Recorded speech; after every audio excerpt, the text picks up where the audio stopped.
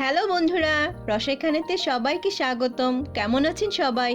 বড়দিন আসতে আর বেশি দিন নেই, চারপাশে খুশি খুশি আমেজ। তাই আজ আমি ক্রিসমাস কেক নিয়ে চলে আসলাম আপনাদের সামনে। দুটি ফ্লেভার একসাথে, ক্যারামেল পুডিং, চকলেট কেক, যা খেতে খুব টেস্টি হয়। আমার এই রেসিপি দেখে বানিয়ে নিতে পারবেন খুব সহজেই, সেটি দিয়ে সেলিব্রেট করতে পারবেন ক্রিসমাস। তাহলে শুরু করি।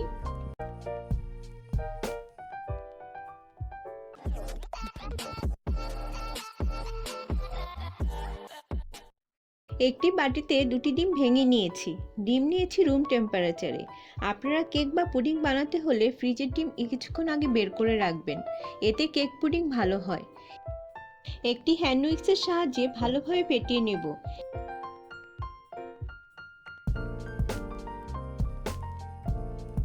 একটি কন্ডেন্স মিল্ক থেকে 1/3 পরিমাণ নিয়েছি, দিয়ে দেব। এটাতে আমি চিনি ইউজ করব না, কারণ কন্ডেন্স মিল্কে চিনি আছে। হাফ কাপ ঘন দুধ নিয়েছি, দিয়ে দিব।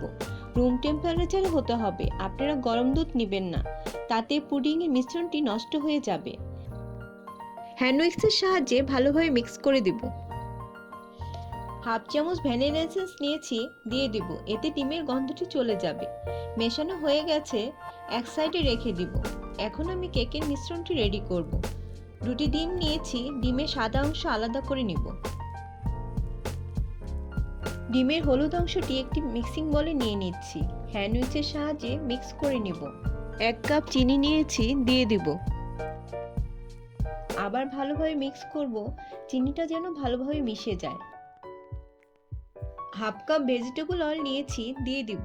আপনারা বাটার দিতে চাইলে দিতে পারেন, সেই ক্ষেত্রে বাটারটা গলিয়ে দিবেন। মিক্স করব। 1 চামচ ভ্যানিলা এসেন্স নিয়েছি, দিয়ে দিব। আবার মিশিয়ে দিব। এই পর্যায়ে আমি বিটার মেশিন ইউজ করব, যাতে একটু ফোমিং হয়। 2 মিনিট এভাবে করব।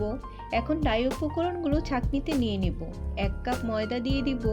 হাফ কাপ কোকো পাউডার নিয়েছি, দিয়ে দিব। 1 চামচ বেকিং পাউডার নিয়েছি, দিব। ছেঁকে দিব।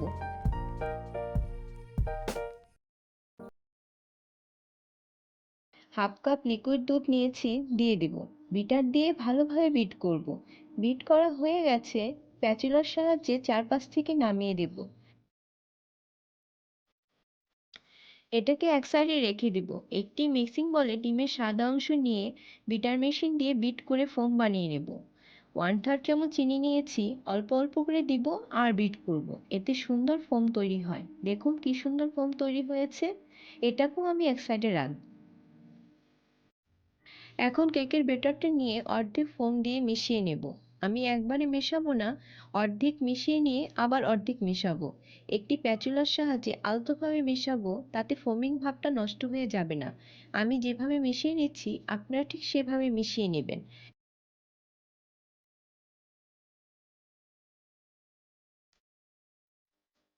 আমার মেশানো হয়ে গেছে, এখন সরিয়ে রাখবো এক সাইডে।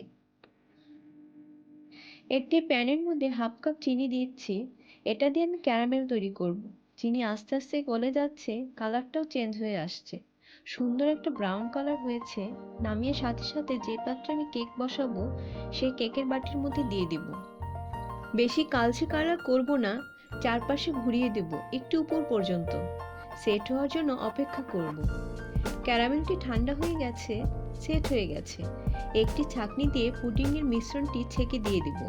আপনারা অবশ্যই ছেঁকে দেওয়ার চেষ্টা করবেন, এতে কোনো দলা পুডিংয়ের মধ্যে থাকবে না।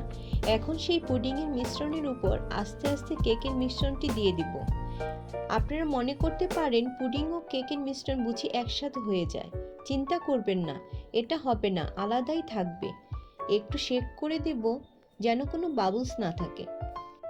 আজ আমি এটি চুলায় করে দেখাবো। চুলার মধ্যে বড় সাইজে একটা প্যান বসিয়ে দিব, তার মধ্যে পানি দিয়ে দিব। পানির মধ্যে স্ট্যান্ড দিয়ে কেকের বাটিটি সাবধানে বসিয়ে দেব। পানি এমনভাবে দিবেন যাতে কেকের বাটিটি 1/3 পরিমাণ পানির মধ্যে থাকে। ঢাকনা দিয়ে অপেক্ষা করব 40 মিনিট। 40 মিনিটের মধ্যে আমি একটু পরপর পানি চেক করেছি। আমার আর একটু পানি লেগেছে, আমি দিয়ে দিয়েছি। 40 মিনিট পর ক্যারামেল পুডিং চকলেট কেক তৈরি হয়ে গেছে। এবার হালকা ঠান্ডা হওয়ার জন্য অপেক্ষার পালা। আপনারা গরম নামাতে যাবেন না, এতে হাতে গরম ছ্যাঁকা খেতে পারেন। কেকটা ঠান্ডা হয়ে গেছে, একটি প্লেট বসিয়ে উল্টে নিব।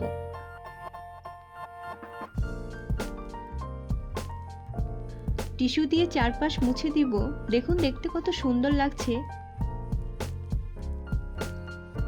আমি কেকটা কেটে দেখিয়ে দিচ্ছি কেকটা কত স্মুথ এবং পারফেক্ট হয়েছে। খেতেও অনেক ভালো হয়েছে। আপনার বাসায় এটি বানাবেন, ক্রিসমাস সেলিব্রেট করবেন। ভালো লাগলে আমার চ্যানেলটিকে সাবস্ক্রাইব করবেন এবং পাশে থাকা বেল আইকনটি ক্লিক করবেন। ঘরে থাকবেন, সুস্থ থাকবেন। আবারও দেখা হবে। আজ এই পর্যন্তই।